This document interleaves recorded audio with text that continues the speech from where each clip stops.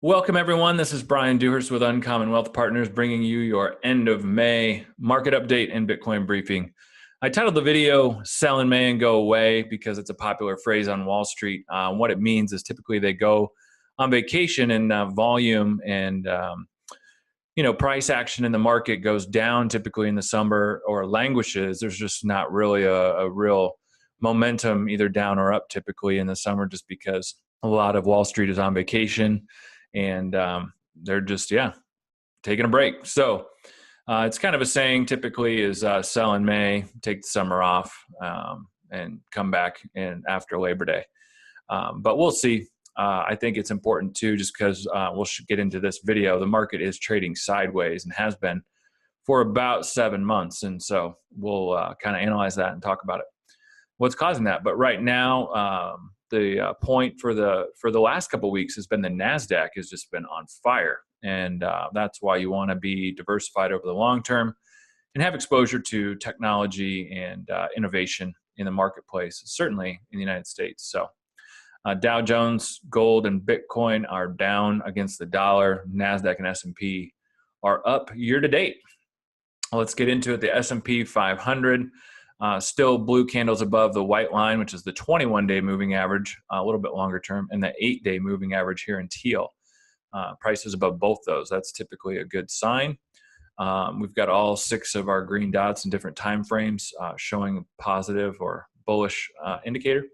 And we still have got blue bars on our squeeze. So that's all looking strong, but we'll get into a lower or daily chart in a little bit, and I'll show you kind of the sideways price action. On here, similar, this is a little bit different momentum indicator, and it's showing green and still positive above the 21-day moving average, so looking healthy there. And we've got price back on top of our shorter term moving averages, nice healthy gap between our short and longer term moving averages, which you like to see, and we've talked about that in the past. So this is the S&P 500 on a daily chart. So it's zoomed way in, and you can kind of see, since really November, we've been trading kind of in this horizontal range. We went up, we went down, up, down, and we're trying to get just trading sideways. And that's why I titled the video, the market's just really looking for direction. We're up, not only on the last 12 months, but for the last 8 years, the market's been up dramatically. And so the market needs to consolidate its gains. We've talked about that. And that's why I put these arrows here. It's looking to either, boost out of this rectangle sideways trading action to the upside, or it's going to retest. You can see the bottom of this line here. If it's going to retest this for the 3rd time, then that's bearish, and we could go lower. So there's a lot of things happening, as always. I feel like I always say that, but it's just so true now in this age we live in, where we have access to information globally at the click of a button. There's a lot of instability in Italy right now, potentially talks of leaving the euro, and there's just a ton of debt over there. A lot of the Italian banks have a lot of debt, and now there's rumors about Spain, electing a government that's kind of interested in some things that don't look good economically, it appears. And so there's just a lot of instability happening globally. And we've got the Fed coming up here in a couple of weeks with a potential interest rate rise. So we will see what impact that has on the market, but the market is looking for conviction, and it just does not have it. So we are trading sideways for now. But the indicators, even on the daily, still look positive. We got a blue candle above both moving averages. We've got all 6 of our dots in there, and but our blue candles down here are fading a touch. So it's going to be interesting to see what happens as we approach into June. But with that, gold traded down a little bit against the dollar here in the short term, which was to be expected with everything going on. But it's holding nicely around 1,300 an ounce, and is still kind of maintaining a bullish view longer term. And then Bitcoin, I wanted to show this again. I've showed it before, but this is the kind of the low to the high to the low. Big move it made last time. This is 2014. How it took 2 years to consolidate those gains out, and it's just going to take a long time when you have moves like that to bring new money in the market, new talent into the market. And you can kind of see here, kind of similar to the S&P, these red lines are support and resistance. The way I've got them laid out here, this one's kind of more of a resistance line. But this one right here, the main one is you're seeing the support right here. And if we retest this line and break through, we're going to go down lower and retest the lows. So of probably 6,000, I would say. So that's kind of where you see the longer term support and resistance lines on Bitcoin. And it's going to have to trade sideways, consolidate gains like the previous chart before it continues its momentum to the upside. But the thing I would say is there's a lot of talent, human capital moving into Bitcoin. You're seeing executive leave major companies, Google, Facebook, Amazon, the big banks. They're leaving their big cush jobs and stock options and all those wonderful things to go to these cryptocurrency blockchain company startups and see what they're kind of made of on that side. And so I think the other thing I would say, just as an aside, is that, when you look at the NASDAQ, growth from 1990 to 2000, we've covered that.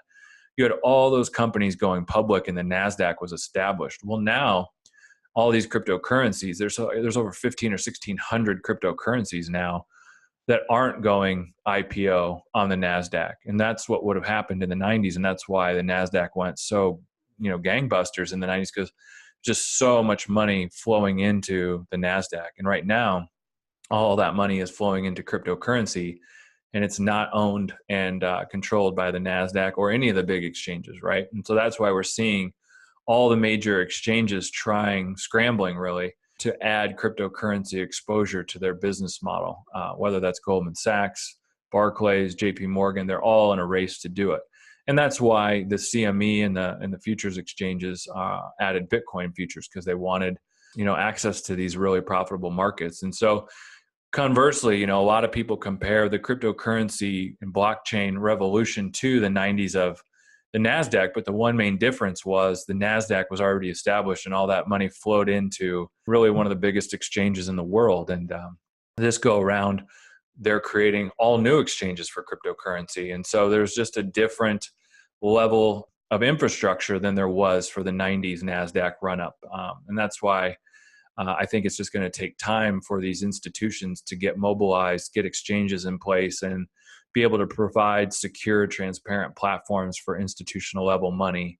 That's like big banks, insurance companies, pension funds, mutual funds, to let that money kind of start sloshing around in cryptocurrency. And it's going to allow time for a lot of these cryptocurrencies to fail, just like most companies failed in the 90s. And really the tech infrastructure that was built in what we know today was really built in the 2000s with Facebook, Google. Amazon got a lot of its traction in the 2000s. Apple got a lot of its tractions in 2000s with the iPhone.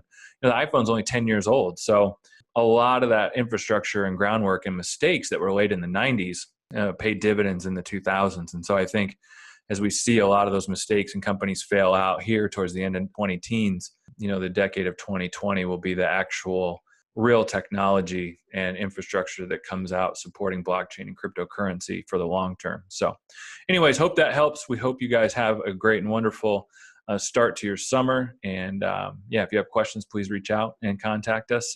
You can find us at www.uncommonwealth.com. And thanks for watching. Bye-bye.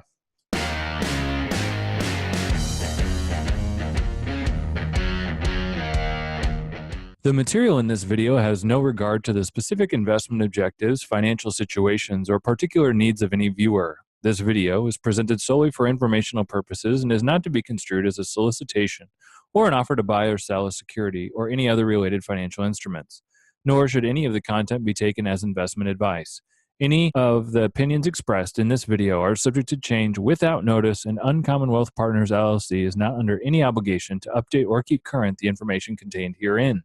Uncommon Wealth Partners LLC and its respected officers and associates or clients may have an interest in the securities or derivatives of any entities referred to in this material. Uncommon Wealth Partners does not accept any liability whatsoever for any loss or damage of any kind arising out of the use of all or any part of this material. We recommend that you consult with a licensed and qualified professional before making any investment decision.